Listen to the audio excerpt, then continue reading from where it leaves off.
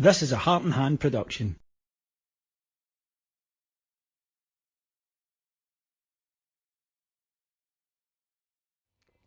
Hello everyone, my name's David Edgar. I am the host of Heart and Hand, the Rangers podcast, and I'm joining you today in what feels like a rarity. Rangers have picked up an away victory, winning by 1-0 in Paisley and closing the gap at the top of the table to Hearts to just 3 points. All positive then, apart from if you watched the game. Rangers were not good, and I don't know what your WhatsApp groups or text messages or social media was like with your friends, but there was a lot of Gallo humour in mine. A lot of inevitable 87th minute St Mirren equaliser. We've seen this before, etc., etc. And it is just very, traditional British gallows humour. But it did feel like that. Today was not a day, thankfully, where we got pegged back, but we've seen it happen so often. You can't blame us as a support for thinking that it would. Manager made a couple of changes to the side that played last week against Celtic in the Cup. And Rangers actually started quite brightly. We were knocking the ball about, opening 15-20 minutes. Again, no lack of cutting edge. Nadiri and I have to say that Chermiti were poor. We did take the lead though, and it was a lovely goal, a goal made in Belgium. Nico Raskin flights a ball to the back post. St Mirren don't defend it well. That's something you could say about us over the years. And there was Tuur Romans, who I think is impressing all of us since he arrived, and a deft finish from him to make it 1-0.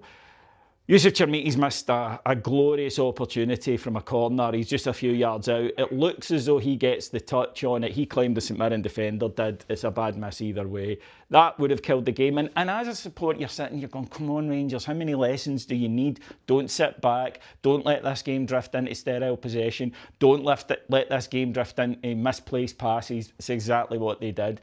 Had a spell in the second half for a couple of corners and a Tav effort that forced a good save where we might have got that second. But we never really looked convincing. And St Mirren, who are managerless and down the bottom of the league, I've seen them play a lot better against us in Paisley, I have to say. They didn't really carry a lot of threat. They were really just going for long balls. And Rangers defended them well enough. We are a different defence when John Souttar isn't in it. It's that simple. Gigan Fernandez, a lot more assured, didn't give anything away. But it's nervy, and because we've seen this happen so often, you are just waiting for the late sucker punch, which thankfully didn't come, and Rangers got out of there with the 3 points. And it is important. I think that on the one hand, you look at us and you go, well, we put that performance in a lot, so are we really capable of winning the league? Then you look at the table and we're 3 points off the top, 1 point behind Celtic, and you think, well, they're not very good either then, obviously, if we're still in this. So I don't think it's a vintage year in the league. I think the team did look short of confidence at times today, and I'm hoping that maybe gives them a wee jolt of it. We now have a home fixture against Aberdeen next week, and an opportunity to put more pressure on because Celtic don't play to the Sunday. But again, there's just things that the manager doesn't seem to be agreeing with most of us on, which, for example, Gassama, he cannot play on the right. I don't think he should be starting full stop at the moment, but when you put him on the right, he's less than useless because he doesn't think he can play on the right. You can tell, you can see it. And he was a man down until he was replaced in the second half. Good to see Connor Barron back. We'll need him in the upcoming few weeks. Again, my bugbear with Rangers is passing.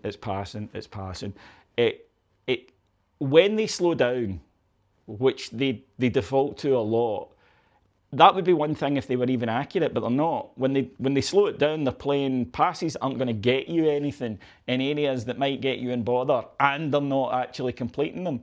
And that was it today. But we won. And I said last night, just win. I don't care how you do it. After that Hearts result, you absolutely had to win.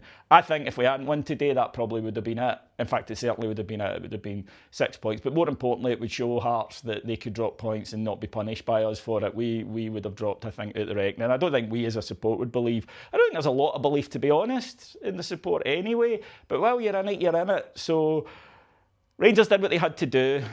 But we have got to get better at finishing teams off. We've been bitten on the arse by it repeatedly, and it could have happened again today.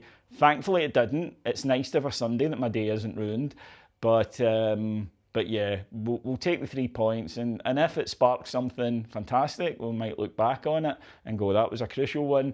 But right now, I'm just, as I say, happy that we got the result. But we'll break down what was not a good performance on our shows on Heart and Hand over on Patreon, patreon.com/Heart and Hand. And of course, our free show, wherever you get your podcasts. Thank you very much for joining me today, folks. Have a good rest of the weekend. Take care, everybody. Bye-bye.